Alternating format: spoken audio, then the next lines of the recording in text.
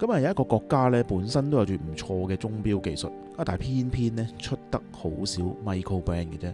我意思係嗰個比例上，我講緊嘅就係日本。日本嘅 micro brand 呢真係唔係好多，我諗比較出名嘅、比較知名嘅，淨係得 Kunono 呢個牌子嘅啫。但係佢哋嚴格嚟講，又好似唔算係 micro brand 咁樣。今日要介紹嘅呢，更加唔係嚟自於咩日本嘅大城市，而係嚟自京都嘅 Kuo。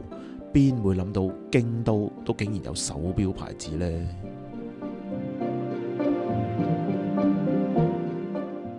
其實一直好想知道呢個係咪日文嘅呢 Kuo Air 咁嘅意思呢？不過聽落啲人又好似諗讀 Kuo 咁樣 ，website 亦都冇交代到。anyway 啦，整體嚟講都係太過衝擊，邊有諗到京都都可以有手錶牌子啊？感覺分外有味道啊！仲要係 Japan Make 嘅一個日本 micro brand， 真係難能可貴啊！最意外嘅地方呢，香港竟然暫時得一間錶鋪有入到呢個牌子嘅啫，就係喺旺角嘅 The Watch Drop 啦。又係要多謝阿店主 Jason 啦，喺唔同嘅地方呢，尋覓一啲咁得意嘅牌子俾我哋。經過旺角嘅呢，都絕對值得上去睇一睇啦。就連鐘錶嘅 YouTube 界大人物啊，Teddy Bordesa 咧，都喺6個月之前呢，一樣有出個片，高度評價呢個牌子，前途無可限量啊！絕對係未被世人發掘嘅一個寶物啊！其實我自己本身都有留意到佢哋嘅廣告嘅，關於呢個牌子，咁啊當時就冇太過認真去了解啦，直到真係去到 The Watch Drop 咧，睇過實物，先至發現原來有一個值得大家認識嘅一個牌子。整體嚟講呢，我諗 Kuo 嘅手錶風格呢都非常之文青噶啦，大部分嘅錶款都係以一個 Field Watch 陸軍手錶為一個主要啦。2020年啊，創辦嘅時候啊，以一個電子錶001系列開始啊，咁之後就用一個眾籌嘅形式啊，推出以機械錶嘅002嘅系列啦。點知大受歡迎。咁雖然之後陸續推出嘅機械系列呢，006啊，去到010嘅呢個系列呢，咁不過002呢，仍然係佢哋最經典、最襟睇嘅一個系列啦。咁我諗呢一集呢，基本上係俾大家一個 overview 啦。如果從第一個印象去睇呢個牌子嘅話呢，整體俾我嘅感覺，頭先都講啦，好文青嘅，加上係難得錶徑呢，都主要喺40mm 以內嘅啫，因為都識得有唔少嘅錶迷呢、錶友呢，佢哋講到明就係要40mm 以內嘅錶嘅啫，大錶徑嗰啲呢，佢哋真係接受唔到嘅。咁而且大部分嘅錶款都係用 Apply Indexes 嘅，最緊要就係冇日期，更加有嗰種 vintage 嘅味道。而至於錶迷呢，點解咁鬼麻煩呢？成日都中意冇日期嘅呢，咁執着嘅呢？咁我諗其中一個原因就係呢，機械錶盤古初開嘅時候呢，就係冇日期啊嘛，即係以前係陀錶啦。咁日期其實某程度上都係1940年代呢打後呢先至慢慢普及咗。反正呢，總係覺得日期窗呢就係破壞咗成個錶盤嘅設計咁。咁整體嚟講呢，以幾千蚊嘅價位呢，作為一個我諗你喺 office 翻工又想買一隻唔錯嘅斯文錶呢，我諗呢個牌子都算係一個幾唔錯嘅選擇。因為我經常呢都建議一啲朋友啦，或者新手都好，就算你預算唔高，都可以考慮買一隻唔普通嘅牌子，或者帶出嚟，起碼錶迷都會留意嘅，會有話題嘅，或者覺得你揀呢個牌子係一個品味嘅加持。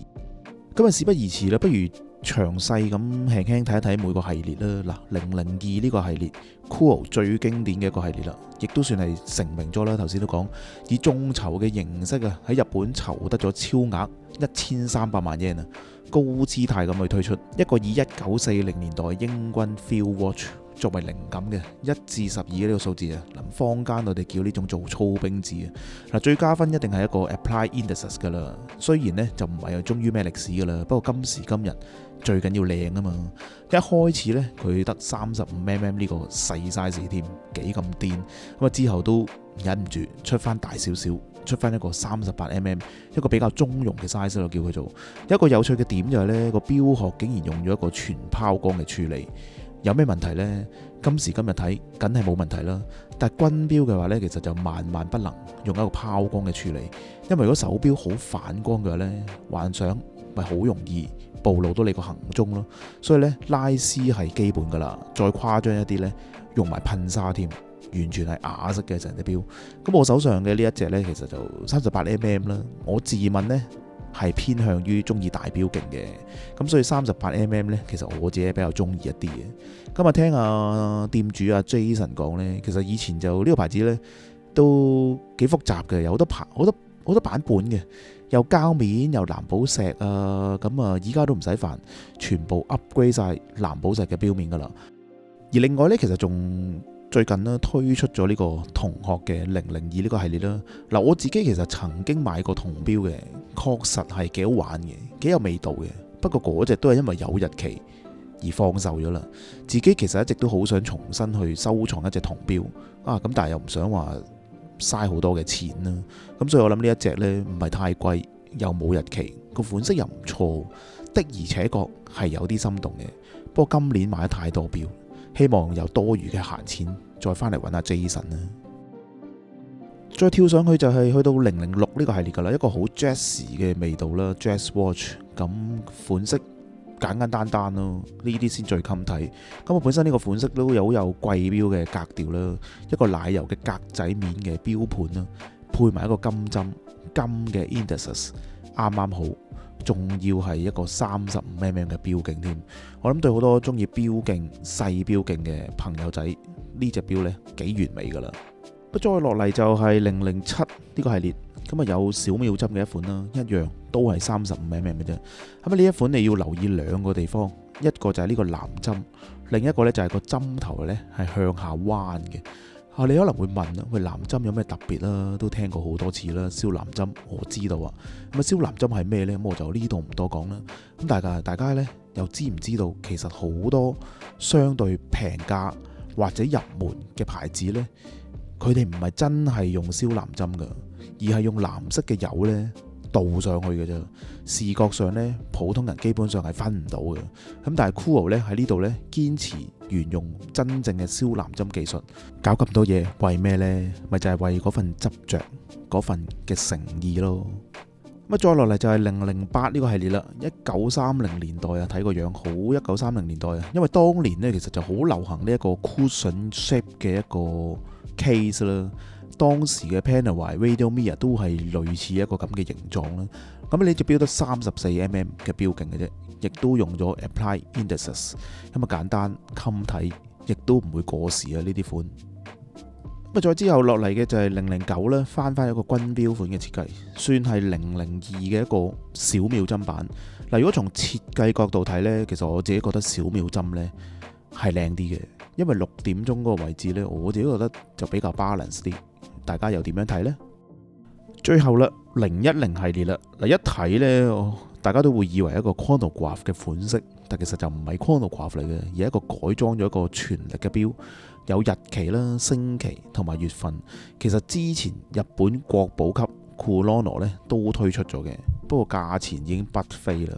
依家呢就好相宜嘅價錢呢就已經玩到啦，不過官網呢都冇晒貨噶啦，反而呢對 Watch Shop 呢仲有興趣嘅話呢，快手一啲啦。感覺上呢賣晒應該都絕版嘅啦。諗呢啲款嗱，咁每個系列都大概介紹咗啦，或者都講下我自己對呢個牌子嘅一啲整體嘅睇法啦。嗱，雖然呢現今嘅影片呢都已經非常高科技，非常之清晰噶啦，不過諗你睇實物嘅感覺呢，始終係好唔同，好唔錯嘅。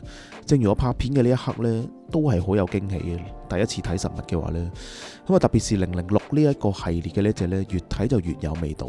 對新手又想買斯文錶嘅呢，我覺得都係一個唔錯嘅選擇。不過總有人會覺得呢，幾千蚊都已經買到瑞士錶啦，點解要買一隻日本嘅錶呢？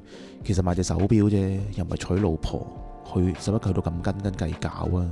加上手錶呢，其實都係一個 accessories 啫，啱眼緣嘅，中意邊個款嘅咁咪得咯，使乜咁複雜啊？